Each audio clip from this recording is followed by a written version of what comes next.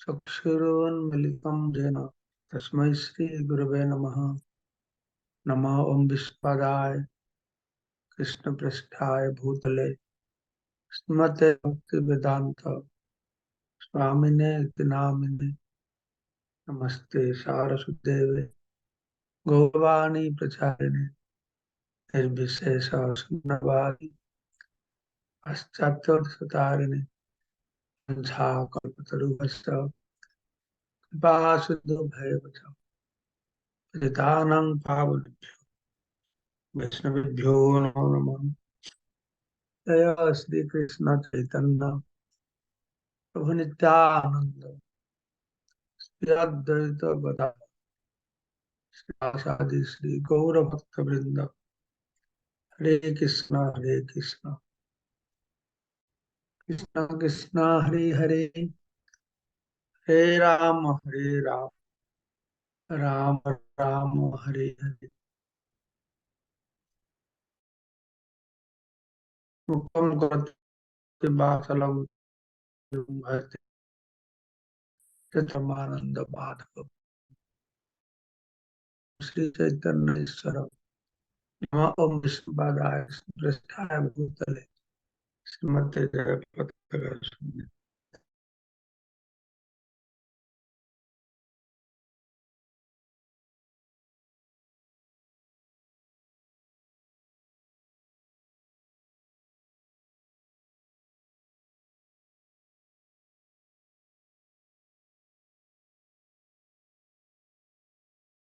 তোমরা কি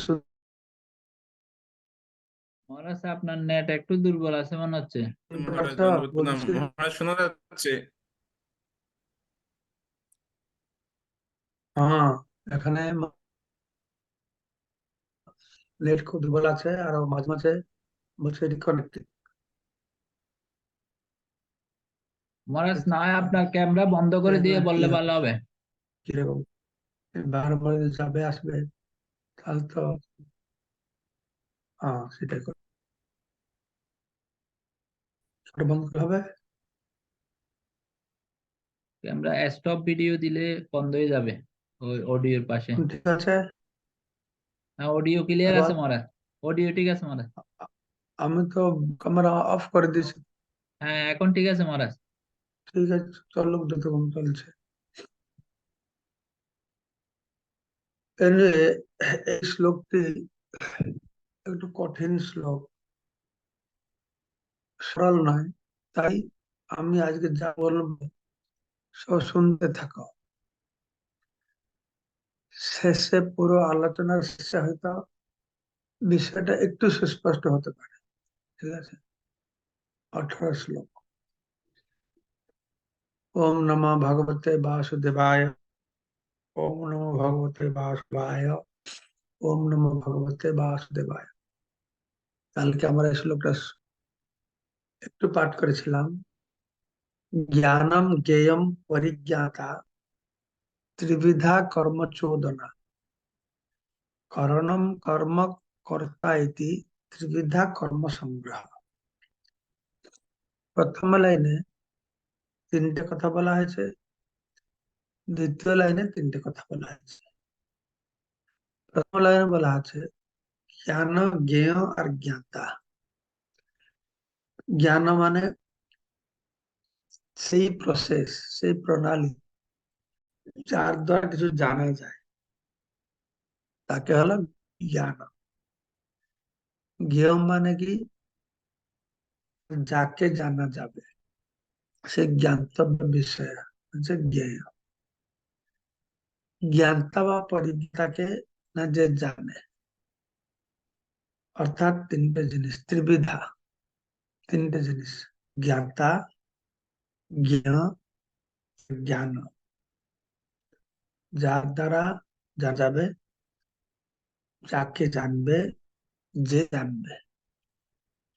কর্মচোদনা, এই চোদনা শব্দটা আমাদের ভালো করে বুঝতে হবে, একটু সময় লাগবে। যাই হোক, প্রভুপাদ কর্মচোদনা, চোদনা মানে কর্ম প্রেরণা লিখেছেন। আমরা জানবো আর কি কি অর্থ আছে। দ্বিতীয় লাইনে বলা আছে তিনটে জিনিস, করণম, কর্ম আর কর্তা। এখানে জ্ঞান, জ্ঞেয়, জ্ঞাতা, করণম কর্ম কর্তা। করণম মানে আগে করণ শব্দ আমরা শ্রবণ করেছি ইন্দ্রিয়, ঠিক আছে। ইন্দ্রিয় যা দিয়ে কর্ম করা হয়, আর কর্ম যেটা করা হয়, আর কর্তা যে করে, এই তিনটে রাখতে হবে, নাহলে বুঝতে পারবে। জ্ঞান, জ্ঞেয়, জ্ঞাতা, করণ কর্ম কর্তা, ঠিক আছে। কর্তা ইতি ত্রিবিধ কর্ম সংগ্রহ, সংগ্রহ এটা যে কর্ম চোদনা, এটা যে কর্ম সংগ্রহ। কর্ম চোদনা, কর্ম প্রেরণা, কর্ম সংগ্রহ মানে যাকে ভিত্তি করে কর্ম সম্পাদিত হচ্ছে, সেটা হচ্ছে এই তিনটে কর্ম সম্পর্কিত। এই কর্মের প্রেরণা, কর্মের প্রেরণা আর কর্ম চোদনা আর কর্মের সংগ্রহ, হ্যাঁ, এই তিনটেকে নিয়ে কর্ম সম্পাদিত হচ্ছে। কর্ম, কর্ম, কর্তা, কর্মের সঙ্গে এই তিনটা সম্পর্কিত আছে। এই তিনটাকে ভিত্তি করে কার্য সম্পাদিত হচ্ছে, সেটা হচ্ছে করণ, যার দ্বারা করা হয়, কর্ম যা করা হয়, কর্তা যে করে। তো প্রভুপাদ এটা দুটো আলাদা বলেছেন, জ্ঞান, জ্ঞেয়, জ্ঞাতা, এটা হচ্ছে কর্ম প্রেরণা, আর করণ মানে ইন্দ্রিয়, কর্মকর্তা তারা হচ্ছে কার্যের ভিত্তি বা যা কিছু একটা এরকম হবে। তো অন্য আচার্যরা বলছে এই দুটোই সেম একই জিনিস, ঠিক আছে। তো কালকে আমরা শ্রবণ করেছিলাম বিশ্বনাথ চক্রবর্তীপাদ,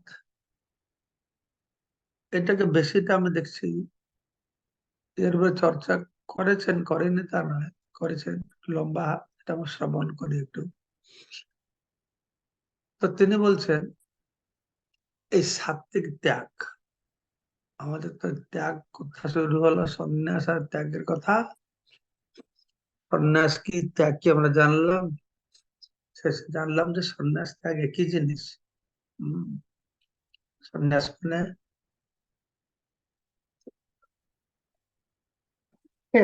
যে সমস্ত কর্মের ফল আছে, সকাম কর্মকে ত্যাগ করে। আর ত্যাগ মানে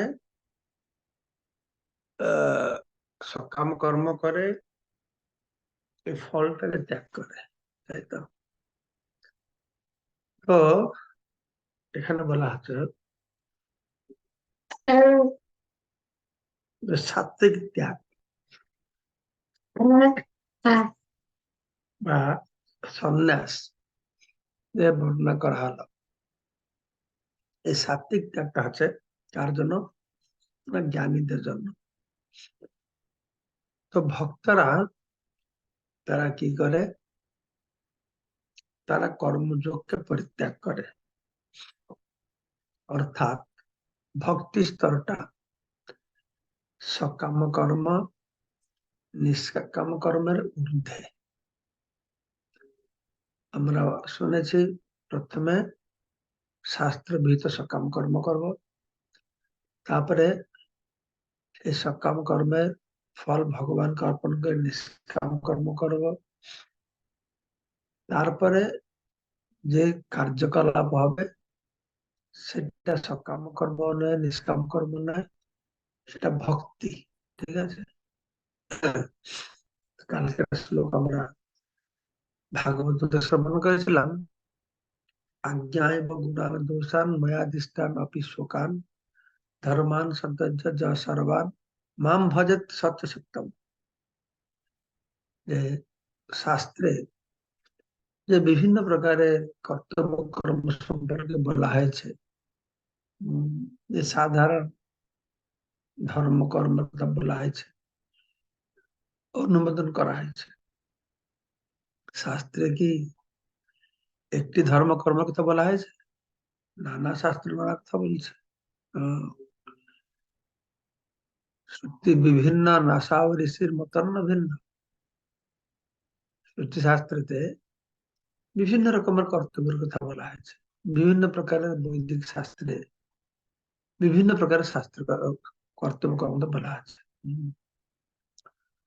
তো সমস্ত প্রকারের কর্তব্য কর্ম যে কর্তাকে শুদ্ধিকরণ করে, ঠিক আছে। শাস্ত্রবৃত্ত কর্ম করাটাই কল্যাণকর, মঙ্গলদায়ক। কর্তাকে শুদ্ধি করবে, কেননা সে জানে যে শাস্ত্রবিহিত কর্ম সকাম কর্ম হলেও সেটাকে ত্যাগ করা যাবে, এটা ভালো না। এটা জীবনের জন্য অকল্যাণকর। শাস্ত্রবিহিত কর্ম করাটাই ভালো। কিন্তু যখন সে ভগবানের চরণ কমলে সম্পূর্ণরূপে আশ্রয় নেবে, সে তখন কি করবে? এই সমস্ত যে সাধারণ ধর্মকর্ম বা ধর্মীয় কর্তব্য, সে সবকে পরিত্যাগ করে একমাত্র ভগবানের ভজনা করবে। ধর্মান সৌন্দর্য যা সর্বান, সমস্ত কারের এই শাস্ত্র নির্দেশিত ধর্মীয় কর্মকে পরিত্যাগ করে মাম ভজত, আমার ভজনা করে। সচ সত্যম, সে হচ্ছে সৎ সাধু ব্যক্তি। সমস্ত জীবের মধ্যে শ্রেষ্ঠ। একাদশ স্কন্ধ 11 অধ্যায় 32 নম্বর শ্লোকে এটা ভগবান বললেন। সে কথা সিদ্ধার স্বামী কি এক্সপ্লেন করেছেন ভাগবত আমি কালকে শুনলাম, যে তার সমস্ত প্রকারের কর্তব্য কর্মকে, শাস্ত্রবিহিত কর্তব্য কর্মকে পরিত্যাগ করবে। যেটাকে আমি শাস্ত্রের নির্দেশ, আমি নির্দেশ দিয়েছি শাস্ত্রে, তোমার কর্তব্য পরিত্যাগ করবে। আমি বেদের মাধ্যমে মানুষের কল্যাণের জন্য অনেক কর্তব্য কর্ম নির্ধারিত করেছে, কিন্তু সে সব পরিত্যাগ করবে, শুধু আমার পূজা করবে, ভজনা করবে। তো সে তো শাস্ত্র মানছে না, শাস্ত্র পড়ছে না। শাস্ত্র না মানে শাস্ত্র পড়ে না, শাস্ত্র জানে না, সে তো নাস্তিক। তাই তো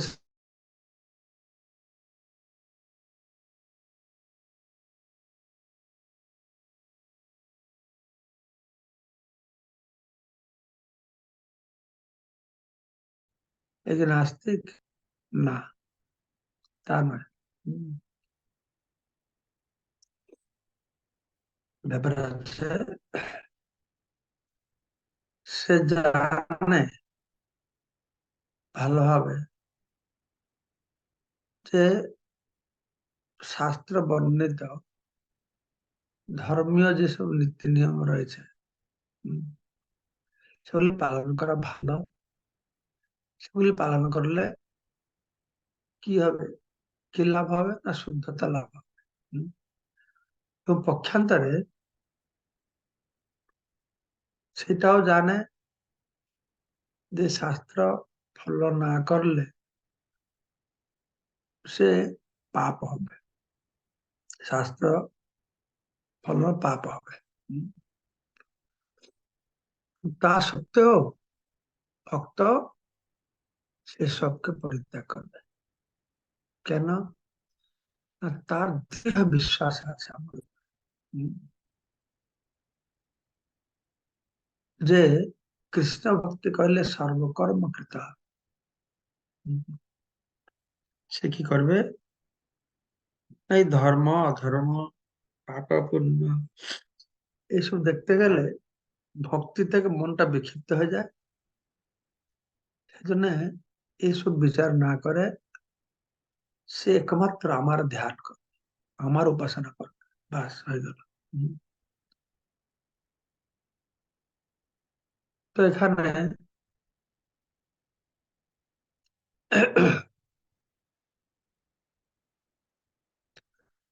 ধর্মকে পরিত্যাগ করবে বলা আছে ভাগবতের এই একাদশ স্কন্ধে। ধর্মকে পরিত্যাগ করবে মানে এখানে ধর্মকর্মের ফলটাকে পরিত্যাগ করবে তা না। হম।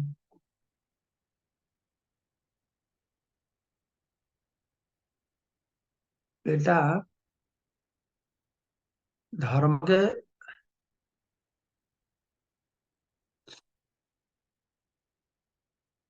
ধর্মকে ধর্মকর্ম পরিত্যাগ করবে, ধর্মকর্ম ফলকে পরিত্যাগ করবে। ধর্মকর্মের ফলকে পরিত্যাগ করলে কোনো লস নেই তার। হম। তার অর্থ আছে এটা, যে ভাগবতের এই যে জ্ঞান দেওয়া হল, হম, তার অর্থ আছে এটা। এবং যে এটাকে বুঝতে হলে চিত্তের স্বাধীনতা শুদ্ধতা দরকার।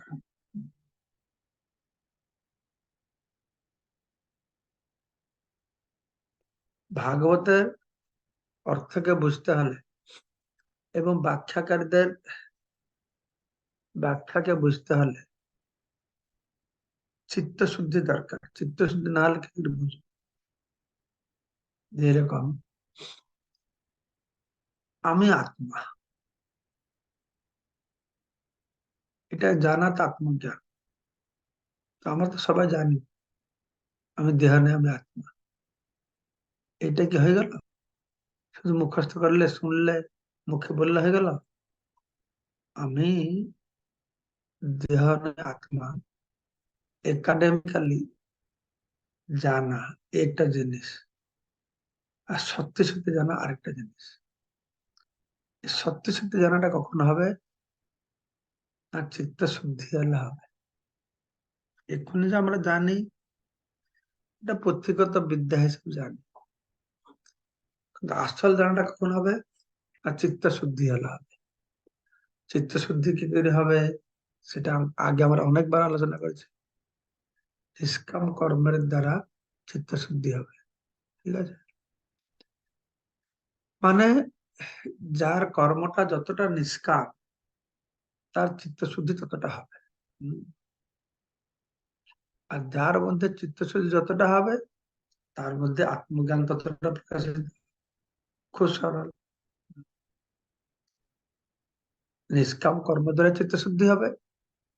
যার যার কার্যক্রমটা যতটা নিষ্কাম কর্ম হবে, সে অনুসারে চিত্ত শুদ্ধি হবে। আর যতটুকু চিত্ত শুদ্ধি হবে, সেই পরিমাণে আত্মজ্ঞান লাভ হবে। আর অন্য কোনো পন্থা নেই। অর্থাৎ শুধু বই পড়ে আমি শরীর নিয়ে আত্মা জানলে যথেষ্ট নয়, আমাদেরকে নিষ্কাম কর্ম করতে হবে। আমাদেরকে মানে যারা ভক্তমূলক সেবায় নিযুক্ত নেই এ পর্যন্ত পুরা সম্পূর্ণ তাদেরকে। তো সেই জন্য এখানে বলা আছে যে নিষ্কাম কর্ম করতেই হবে। হম। এই যে জ্ঞান, আত্মজ্ঞানের উদয় করতে হলে যারা সন্ন্যাসী, সন্ন্যাসী অর্থাৎ বলা হলো যারা কর্মকে পরিত্যাগ করেছে, তাদেরকেও এই নিষ্কাম কর্ম করতে হবে। যারা সন্ন্যাসী হলে করতে হবে, কিন্তু ব্যাপার হচ্ছে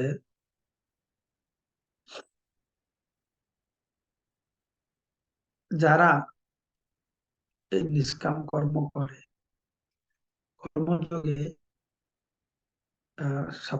কর্মযোগ করে বা নিষ্কাম কর্ম করে, চিত্ত শুদ্ধি হয়ে গেছে, এটা হচ্ছে অশুদ্ধ চিত্ত, এটা হচ্ছে শুদ্ধ চিত্ত। আরেকটা স্টেজ হচ্ছে অশুদ্ধ শুদ্ধের মাঝে, ঠিক আছে? যখন চিত্ত শুদ্ধিকরণের কাজ চলছে, তো অশুদ্ধ চিত্তের মধ্যে রয়েছে, তো তাকে চিত্ত শুদ্ধিকরণ করতে হলে নিষ্কাম কর্ম করতে হবে বা কর্মযোগ করতে হবে। কর্মযোগ করলে সে আত্মজ্ঞান পাবে। কিন্তু এখানে বলা হচ্ছে যারা আত্মজ্ঞান লাভ করেছে, যারা যোগে সিদ্ধি লাভ করেছে, যারা আত্মজ্ঞান লাভ করে আত্মার সঙ্গে ভগবানের সম্পর্ক জেনে ভগবানের সেবা করছে, তাদের জন্য চিত্ত শুদ্ধি করবার জন্য এই নিষ্কাম কর্মের আর দরকার নেই। যে ভগবত ভক্তি সাক্ষাৎ করছে, তার থেকে চিত্ত শুদ্ধি বেশি কি হবে, বেশি কে করতে পারবে? তার চিত্ত শুদ্ধি হয়ে গেছে বলে তো সে তো বুঝতে পেরেছে। হ্যাঁ, ভালো হবে। গীতায় বলা হয়েছে আরুরুক্ষার মনের যোগম কর্ম কারণম উচ্যতে যোগারূঢ়স্য তস্যৈব সম কারণম উচ্যতে। তো আরুরুক্ষ যারা যোগ্য স্তরে পৌঁছাতে চায়, তাদেরকে কাজ করতে হবে, কর্ম করতে হবে।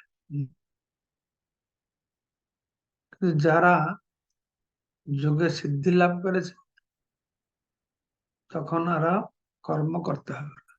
হুম।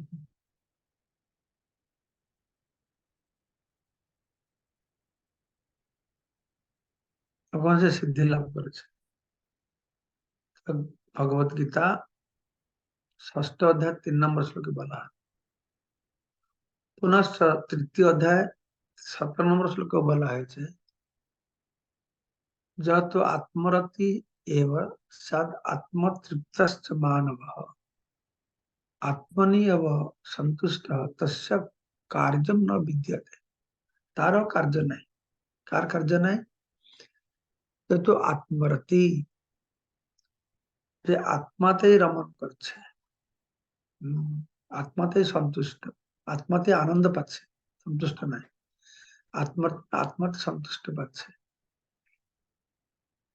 আর আত্মতৃপ্ত, আত্মরতি সৎ আত্মতৃপ্ত মানব। হম, এবং যার মনুষ্য জীবন, সে আত্ম উপলব্ধি করতে পেরেছে। আর যে আত্মাতে সন্তুষ্ট, শুধু আত্মাতে সন্তুষ্ট, তার আর কোনো কর্তব্য কর্মের দরকার থাকে না, এখানে বলা হয়।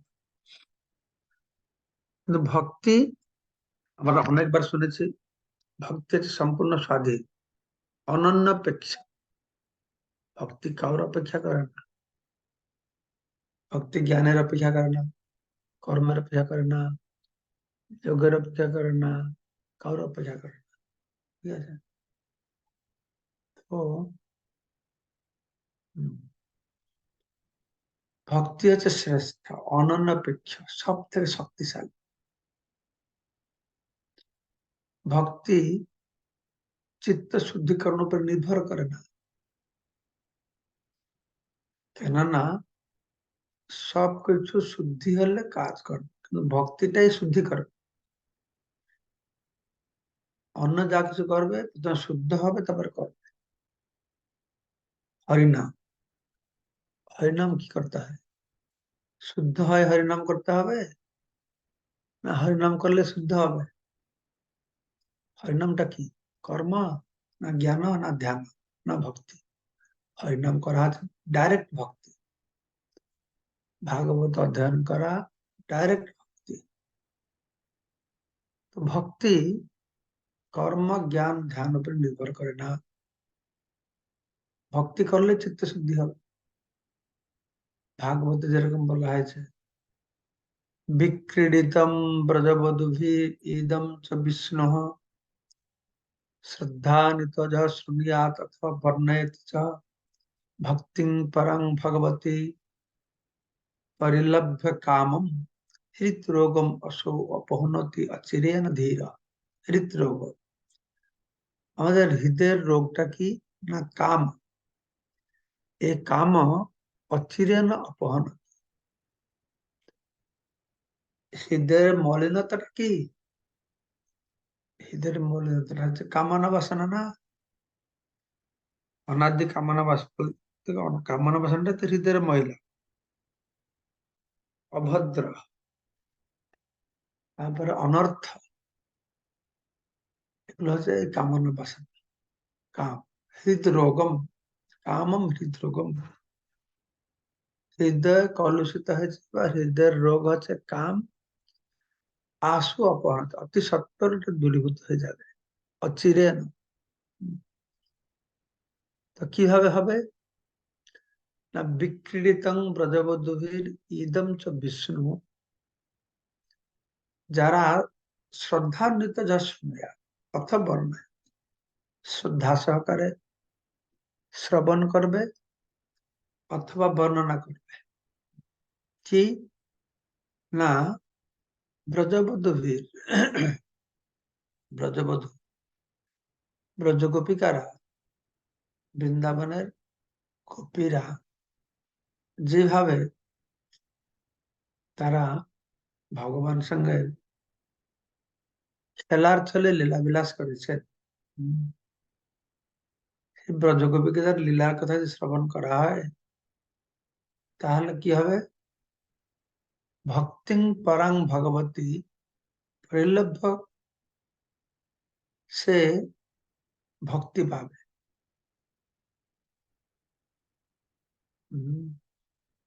যদি শ্রদ্ধা সহকারে ভগবান শ্রীকৃষ্ণের ব্রজগোপিকাদের সঙ্গে যে লীলা বিলাস কথা শ্রবণ করবে বর্ণনা করে, তাহলে ভগবানের প্রতি সে শুদ্ধ ভক্তি পাবে। শুদ্ধ ভক্তি পেলে কি হবে? সে তৎক্ষণাৎ ধীর, ধীর হবে এবং কাম হৃদরোগ অপহনতি, সে হৃদয়ের রোগ যে কামকে জয় করতে পারবে। দশম স্কন্ধ 33 অধ্যায় 39 নম্বর শ্লোক।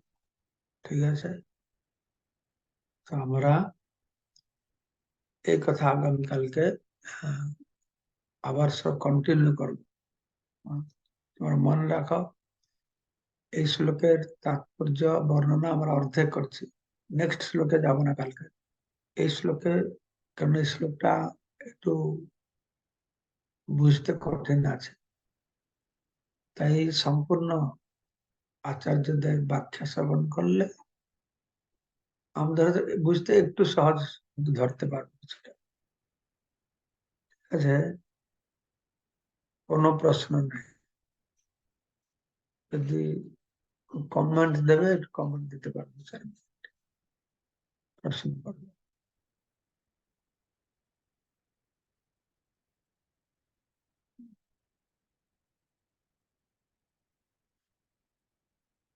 सुभाषिनी माता जी बोलो। दंडवत प्रणाम महाराज।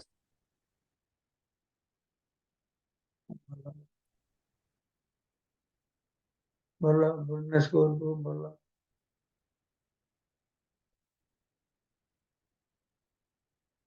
भुवनेश्वर को बोलो।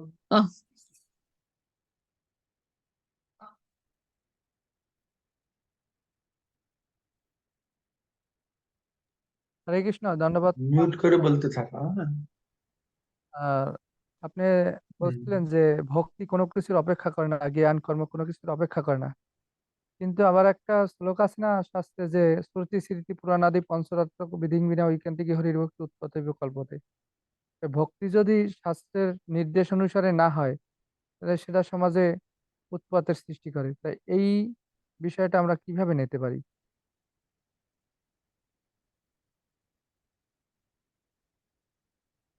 আহ, সে ভক্তিটা শাস্ত্র নির্দেশ অনুসারে করা একটা জিনিস, কর্ম জ্ঞান ধ্যান শাস্ত্র নির্দেশ অনুসারে করা আর একটা জিনিস।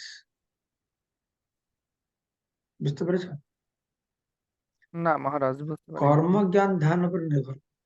ভক্তিটা শাস্ত্র বলছে যেরকম ভাগবত শ্রবণ কর,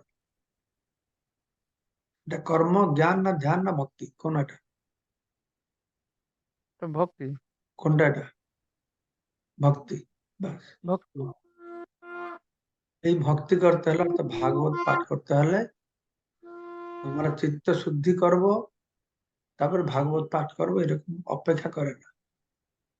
ভগবানের নাম করতে হলে চিত্ত শুদ্ধির অপেক্ষা থাকে না।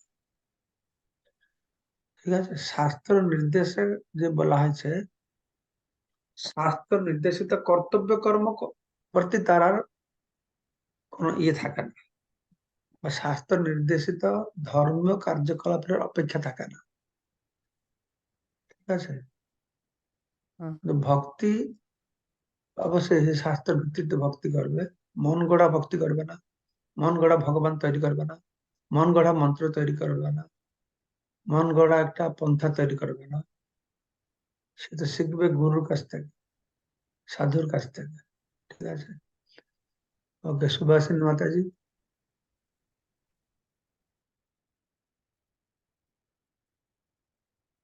হরে কৃষ্ণ, ধন্যবাদ, প্রণাম মহারাজ, আপনার শ্রী চরণে সুন্দর ক্লাসের জন্য ধন্যবাদ। সকল বৈষ্ণব চরণে প্রণাম মহারাজ। আমরা যদি আহ, শুধু শাস্ত্র নির্দেশ অনুসারে ভক্তি করি আর নিষ্কাম কর্ম করি, তাহলে তো আর কোনো কিছুর করার প্রয়োজন আছে কি মহারাজ? হরে কৃষ্ণ। আমরা যদি ভক্তি করি তাহলে নিষ্কাম কর্মের কোনো প্রয়োজন নেই।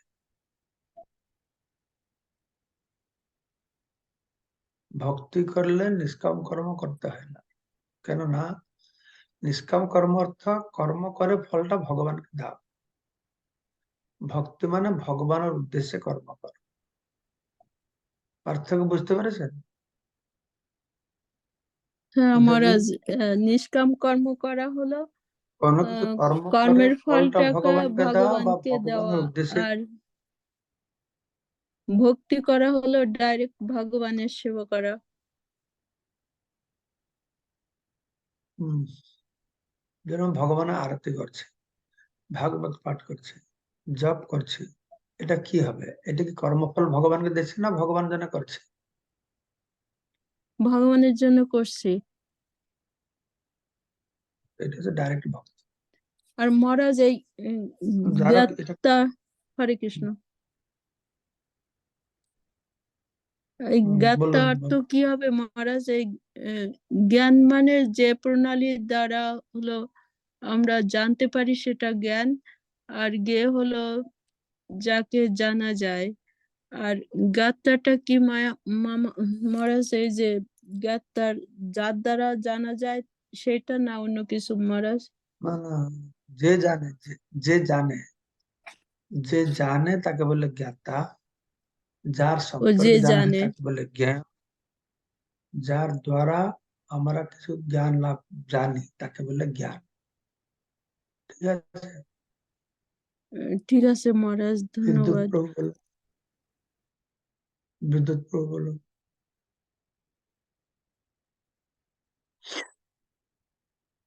হরে কৃষ্ণ, ধন্যবাদ, প্রণাম মহারাজ, আপনার শ্রী চরণে সুন্দর ক্লাসের জন্য ধন্যবাদ। সকল বৈষ্ণবের চরণে প্রণাম মহারাজ। আমি আমার ক্ষুদ্র জ্ঞানে যেটুকু বুঝলাম আজকে, মন্তব্য হচ্ছে এটাই যে নিষ্কাম কর্ম করলে আস্তে আস্তে চিত্ত শুদ্ধি হবে। আর আমাদের এই চিত্ত শুদ্ধির জন্য আমরা যদি ভক্তি করি তাহলে আর নিষ্কাম কর্ম বা ত্যাগ এইসবের কোনো চিন্তা নেই। ভক্তি করলে আমাদের এমনিতেই আমাদের হৃদয়ের কলুষ দূরীভূত হবে। বিশেষ করে আমরা যদি কৃষ্ণ কথা, হরি কথা এবং গোপিকাদের সঙ্গে ভগবানের যে লীলা এইসব শ্রবণ করি, তাহলে আমাদের হৃদয়ের যে কলুষ সেটা দূর হয়ে আমরা ভগবানের শ্রীপাদ পদ্মে অহেতুকী ভক্তি লাভ করব। এটুকু আমি সংক্ষেপে বুঝলাম আর কি, সার সংক্ষেপ। ঠিক ঠিক। মঙ্গলময় প্রভু। হরে কৃষ্ণ।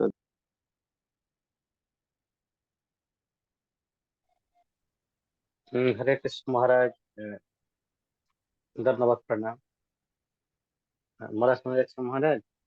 মহারাজ, শ্লোকে জ্ঞানম জ্ঞেয় পরিজ্ঞাতা করণম কর্মকর্তা, জ্ঞানম মানে প্রণালী, প্রসেস, আর জ্ঞেয় মানে যাকে জানা যায়, আর পরিজ্ঞাত মানে যে জানে, করণম মানে ইন্দ্র সমূহ যার দ্বারা যে কর্ম করছে, আর কর্ম মানে যেটা করছে, যে কর্মগুলো করছে, আর কর্তা মানে যে করে। তো মহারাজ এই শ্লোকের এই শব্দগুলো এইটুকুই শুধু বুঝলাম। এদের মধ্যে পারস্পরিক সম্পর্ক যদি কিছু থাকে আমি কিছু ধরতে পারিনি মহারাজ। আপনি কি করে ধরবেন? আমি তো পর্যন্ত বলি না, ধরবেন কি করে? আমি বলবো, আপনি শুনবেন, তারপরে ধরবেন। আমি বলি তারপরে। এই যে দুটো বুঝতে পেরেছেন, এটা অনেক বুঝেছে। ঠিক আছে, এই দুটোতে কি সম্পর্ক আছে সেটা আমরা এই 1-2 দিন আলোচনা করার মাধ্যমে আপনি বুঝতে পারবেন। ঠিক আছে। হ্যাঁ মহারাজ।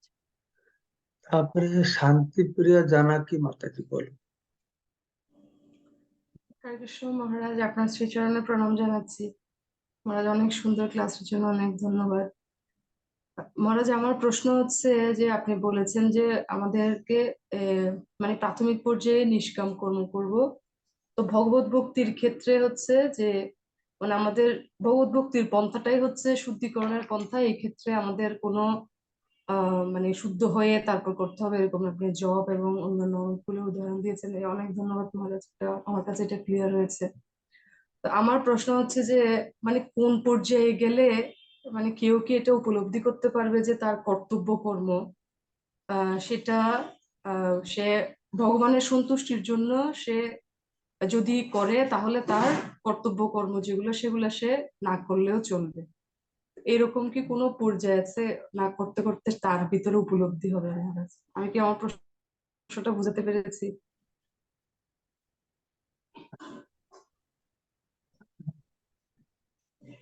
কর্তব্য কর্ম, ধর্ম অধর্মের বিচার, যতক্ষণ তার ধর্ম অধর্মের জ্ঞান আছে ততক্ষণ কর্তব্য কর্ম করবে।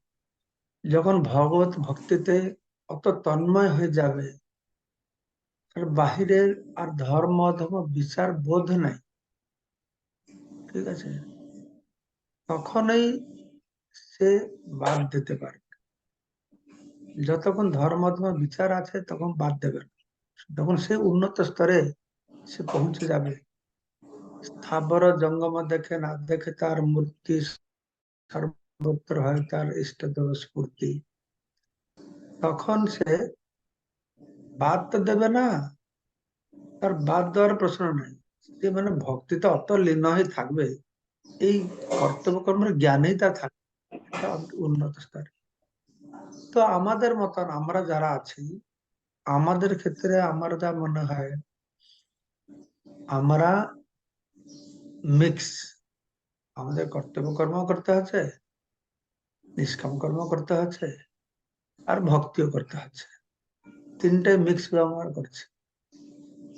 কিন্তু যেরকম এটা গৃহস্থ স্বামী তার স্ত্রী প্রতি কর্তব্য করছে, পিতৃ প্রতি কর্তব্য করছে, সমাজের প্রতি কর্তব্য করছে, তো সমস্ত কর্তব্যটি কি না কৃষ্ণ কেন্দ্রিক কর্তব্য আছে, তাই না? এই কর্তব্য কর্মটাই ভক্তিতে পরিণত হয়ে যাচ্ছে না। এটা গৃহস্বামী তার সব গৃহস্থ কর্তব্য। কর্তব্য কর্ম মানে কি? কর্তব্য কর্ম মানে শাস্ত্র নির্দেশিত কর্ম, বর্ণাশ্রম অনুসারে কর্ম। যে গৃহস্থ তার আশ্রম অনুসারে তার কর্মটি করলো। গৃহস্থ কি গৃহস্থই থাকবে আর স্ত্রী ছেলে মেয়ে বউকে দেখাশোনা করবে না, বাইরে ঘুরে বেড়াতে থাকবে? এটা তো হবে না। তার স্ত্রী ছেলে মেয়ে বউ ঘর বাড়ি সব দেখতে হবে। কিন্তু এখানে সে দেখছে, কিন্তু সেটাও একটা ভক্তি। হ্যাঁ, এইভাবে একটু মিক্স হয়ে বুঝতে হবে। ব্ল্যাক অ্যান্ড হোয়াইট লাইন দেওয়া যাবে না। শুধু লাইন দেওয়া যাবে তখন যখন সে ভক্তিতে অর্থাৎ তন্ময় হয়ে গেছে, তার কোনো বাহ্যিক জ্ঞান আর নেই। সকাম কর্ম কি, নিষ্কাম কর্ম কি, পাপ কি, পুণ্য কি, এসব ঊর্ধ্বে চলে গেছে। ক্লিয়ার হয়েছে যা বললাম? হ্যাঁ মহারাজ, অনেক ধন্যবাদ। বুঝছে হ্যাঁ বলছো না এমনি বলছো? আমিও আরেকজনকে বললে ওকে আমি বোঝাতে আবার পারবে? শুনবো মহারাজ রেকর্ডটা, আরো কয়েকবার শুনলে তারপরে আমি আরো ভালোভাবে বুঝতে পারছি। ঠিক আছে, আর একবার শুনবে আর অপরকে বলবে। যখন অপরকে বলতে যাবে জিনিসটা আরো ভালো উপলব্ধি হবে, বুঝা যাবে। ঠিক আছে। ঠিক আছে, তাহলে সবাইকে অসংখ্য ধন্যবাদ আজকের গীতামৃত অনুষ্ঠান যোগদান করবার জন্য। বাঞ্ছা কল্পতরুভ্যশ্চ কৃপা সিন্ধুভ্যেব চ পতিতানাং পাবনেভ্যো দানাং বৈষ্ণবেভ্যো পাবনভ্য নমো বৈষ্ণব জয় জয় মহারাজ কি জয় জয় জয় জয় গুরু মহারাজ জয় গৌর প্রেমানন্দে হরি হরি বলো। জয়